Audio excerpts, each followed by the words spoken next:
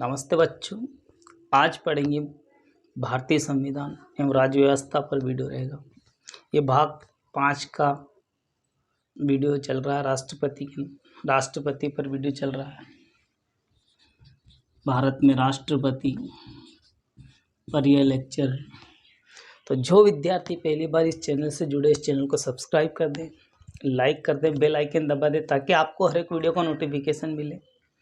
Video अच्छा लगे तो दोस्तों में ज़रूर शेयर करें ताकि उनको भी इस वीडियो के माध्यम से कुछ ज्ञान मिल सके। तो चलिए शुरू करते हैं आज का वीडियो। राष्ट्रपति पर चर्चा हो रही थी। पिछले वीडियो जिन विद्यार्थियों ने नहीं देखे हैं वो पिछले वीडियो देख लिए ताकि आने वाले वीडियो में कोई दिक्कत ना आए। भाग 5 की बात हो रही थी राष्ट्रपति के नाम पर। राष्ट्रपति की शक्तियाँ पढ़ रहे थे अपन। राष्ट्रपति का उल्लेख भाग 5 में भी उल्लेख है और अनुच्छेद 52 से लेकर 151 तक इनका विस्तार है। 52 से लगाकर 151 तक संघ का कार्यपालिका का पूरा विस्तार है। भाग 5 का विस्तार भाग 5 का विस्तार 52 से लगाकर 151 में। न्यायिक शक्ति पढ़ ली थी अपन ने। विधायी शक्ति पढ़ रखी थी। विधायी शक्ति पढ़ने के बाद में अब पढ़ते हैं कुछ न्यायिक शक्ति। राष्ट्रपति पर न्यायिक शक्ति क्या क्या हो सकती है। न्यायिक शक्ति, राष्ट्रपति के पास में न्यायालय से संबंधित कौन सी शक्ति प्रदान की गई है। तो उच्चतम न्यायालय और उच्च न्यायालय के न्यायाधीश व अन्य न्यायाधीशों की नियुक्ति कर सकते हैं। उच्चतम न्यायालय और उच्च न्यायालय, उच्चतम न्यायालय और उच्च न्यायालय के दोनों के न्यायाधीशों की नियुक्ति और अन्य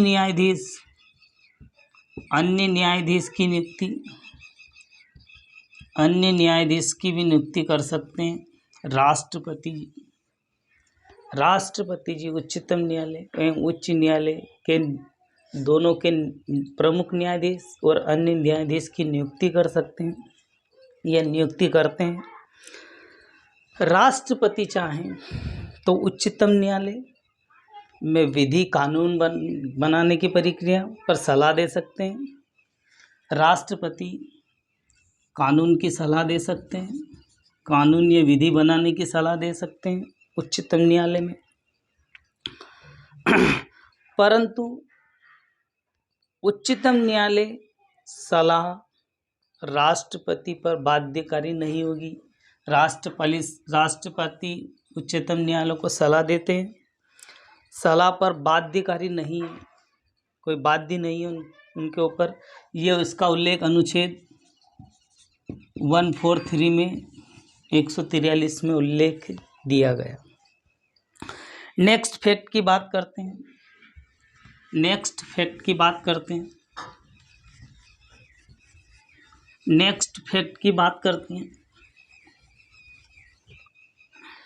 राष्ट्रपति किसी भी अपराध के लिए दंड क्षमा की शक्ति प्राप्त है। किसी भी अपराधी व्यक्ति को दंड के लिए मृत्यु दंड दिया गया हो तो उन्हें वो क्षमादान की शक्ति प्राप्त है। राष्ट्रपति जी को किसी भी व्यक्ति को मृत्यु दंड देने पर या कथित कारावास की सजा होने पर राष्ट्रपति के पास में पावर होती है जिससे वह उनकी अपराध को क्षमा करने की शक्ति है, क्षमा कर सकते हैं। परंतु अगर विपरीत स्थिति हो, जैसे कि कोई महिला हो और उनने गर्भ धारण कर रखा हो, तो उसे मृत्यु दंड से उसकी सजा को कम कर सकते हैं। महिला के ऊपर गर्भ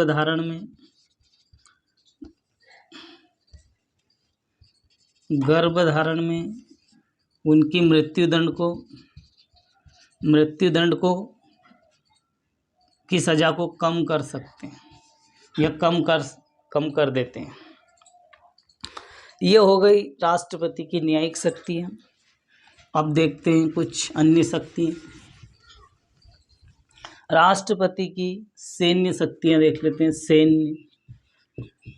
राष्ट्रपति की सैन्य शक्ति क्या होती है? तो अनुच्छेद 53 में भारत की रक्षा का सर्वोच्च सेनापति राष्ट्रपति होता है। तीनों सेनाओं का प्रमुख। सैन्य शक्ति अनुच्छेद 53 में भारत की रक्षा के लिए सर्वोच्च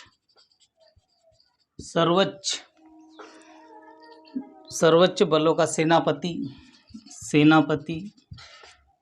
राष्ट्रपति जी होते हैं। राष्ट्रपति ही होते हैं तीनों भारत की रक्षा में सर्वोच्च सेनापति। तीनों सेनापति के अध्यक्ष राष्ट्रपति जी होते हैं। नेक्स्ट शक्ति देखते हैं इनकी। सैन्य शक्ति के अलावा कूटनीति शक्ति। राष्ट्रपति की कूटनीति शक्ति क्या वो कहती है? राष्ट्रपति जी की कूटनीति शक्ति क्या कहती है? जो भी विदेश में जो भी भारत के कार्य हो रहे हैं उनका प्रतिनिधित्व करना, अंतर्राष्ट्रीय संधि करना और उनके समझौतों करना सब राष्ट्रपति के नाम पर ही किए जाते हैं। जो विदेश में जो भी कार्य हो रहे हैं, ये विदेश में जो भी कार्य हो रहे हैं और सब राष्ट्रपति के नाम पर हो रहे हैं। विदेश में प्रतिनिधि है वो भी राष्ट्रपति के ही हैं। प्रतिनिधि विदेश में जो प्रतिनिधि है और अभी राष्ट्रपति के नाम पर ही है। और अंतर्राष्ट्रीय संधि अंतर्राष्ट्रीय संधि की जाती है। एक देश से दूसरे देश की संधि, भारत के साथ में किन किन की संधि की जाती है, कैसे कैसे समझौते किए जाते हैं, वो भी सब राष्ट्रपति के नाम पर होते हैं। तो संधि एवं समझौते सब राष्ट्रपति के नाम पर ही किए जाते हैं।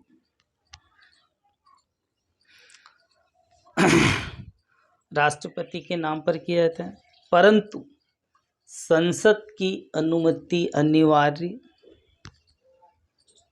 रहेगी। संसद की अनुमति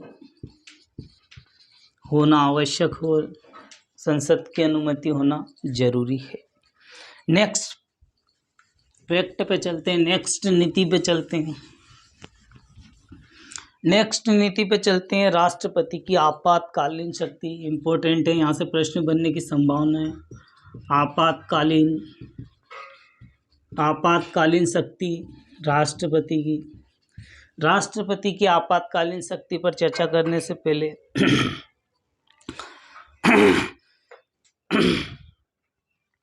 राष्ट्रपति के पास में 3 प्रकार की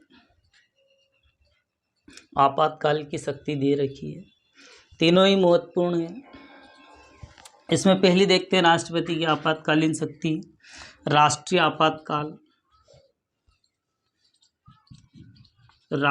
आपातकाल की शक्ति।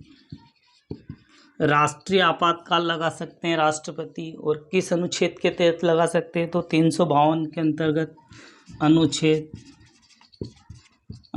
352 के तहत राष्ट्रपति राष्ट्रीय आपातकाल की घोषणा कर सकते हैं। नेक्स्ट देखते हैं वित्तीय आपातकाल। राष्ट्रपति शासन, दूसरा राष्ट्रपति शासन लगा सकते हैं। राष्ट्रपति शासन का उल्लेख अनुच्छेद 356 में दे रखा है। अनुच्छेद 356 में के द्वारा राष्ट्र में राष्ट्रपति शासन लागू कर सकते हैं। तीसरा देखते हैं वित्तीय आपातकाल। वित्तीय आपातकाल की शक्ति। वित्तीय आपातकाल अनुच्छेद 360 में उल्लेख दे रखा। अनुच्छेद 360 में अनुच्छेद 360 के तहत राष्ट्रपति वित्तीय आपातकाल की घोषणा कर सकते हैं, वित्तीय आपातकाल लागू कर सकते हैं, पर अभी तक वित्तीय आपातकाल की घोषणा नहीं की गई। नेक्स्ट फैक्ट देखते हैं, ये हो गए राष्ट्रपति की आपातकालीन शक्ति। राष्ट्रपति आपातकाल अनुच्छेद 352 के तहत, 356 के तहत और 360 के तहत 3 शक्तियां दे रखी है। यहाँ से प्रश्न बनने की संभावना, तीनों शक्तियों से ज़्यादा प्रश्न बनने की संभावना। नेक्स्ट फैक्ट की बात करते हैं, राष्ट्रपति की वीटो शक्ति।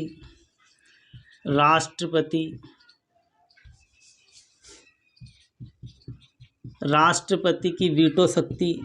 ये वीटो शक्ति क्या है? वीटो शक्ति का प्रयोग राष्ट्रपति कर सकते हैं।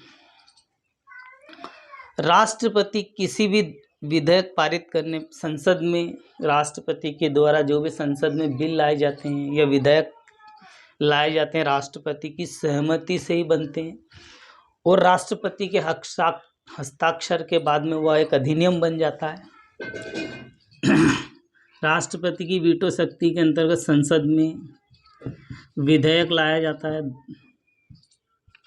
एक बिल पास किया जाता है, उसमें राष्ट्रपति के हस्ताक्षर होते हैं। राष्ट्रपति की सहमति के बिना यह अधिनियम नहीं बनता है। राष्ट्रपति की सहमति से पास किया जाएगा, जिसके बाद में वह एक अधिनियम बन जाता है। एक अधिनियम बन जाता है राष्ट्रपति की सहमति के बाद में। इसका उल्लेख अनुच्छेद 111 में दे रखा है। अनुच्छेद 111 में राष्ट्रपति पर वीटो शक्ति का संसद में बिल पास किया जा सकता। अनुच्छेद 111 में उल्लेख दिया गया। विधेयक की स्वीकृति सुरक्षित रख सकता है राष्ट्रपति जी। विधेयक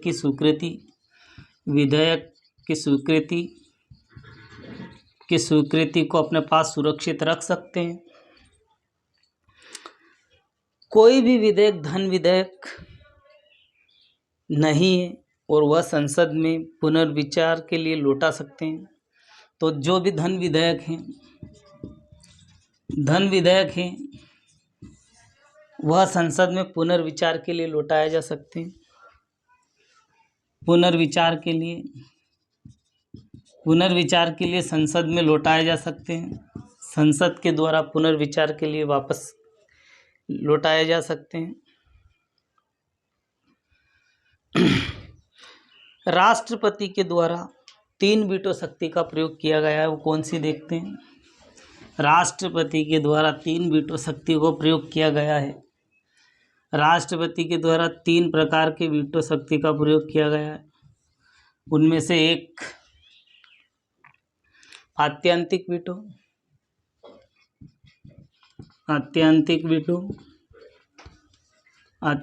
वीटो का प्रयोग कर सकता है। राष्ट्रपति विधेयक की अनुमति। राष्ट्रपति जी एक विधेयक की अनुमति अपने पास सुरक्षित रख सकते हैं, विधेयक को समाप्त कर सकते हैं। ये अत्यंत वीटो में आएगा। 2 निलंबकारी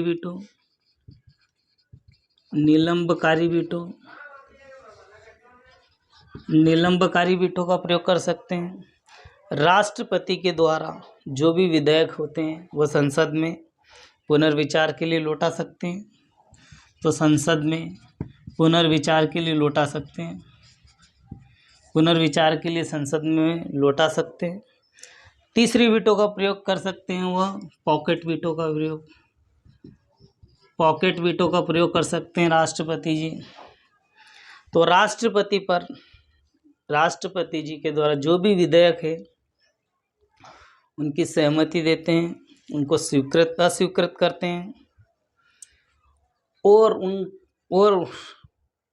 उनको लौटा भी सकते हैं और उन्हें अनिश्चित काल के लिए उनके पास सुरक्षित रख सकते हैं, तो विधेयक को अपने पास सुरक्षित रखते हैं,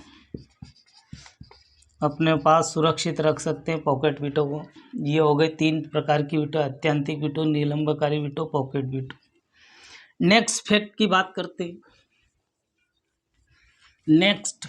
बात करते हैं।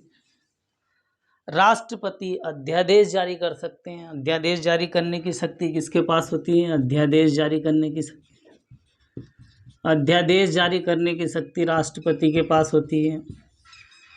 राष्ट्रपति भी अध्यादेश जारी कर सकते हैं। अध्यादेश जारी करने की शक्ति राष्ट्रपति के पास में अनुच्छेद 123 में उल्लेख दिया गया है।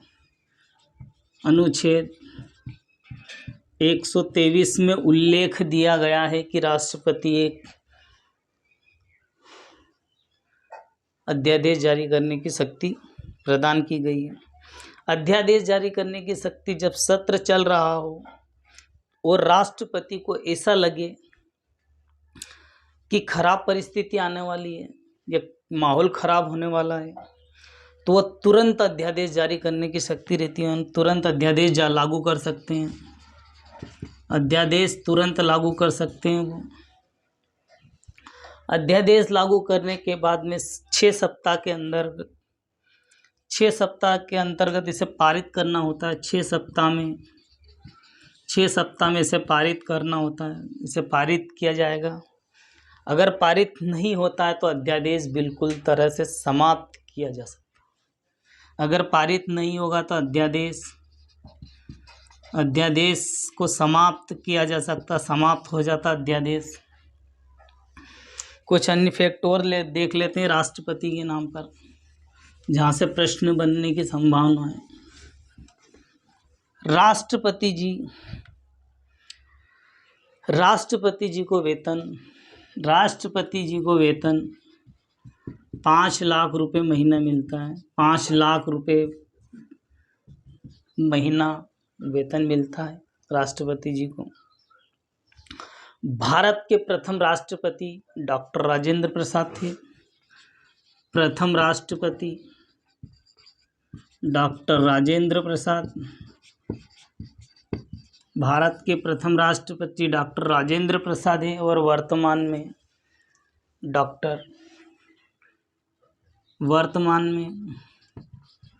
राष्ट्रपति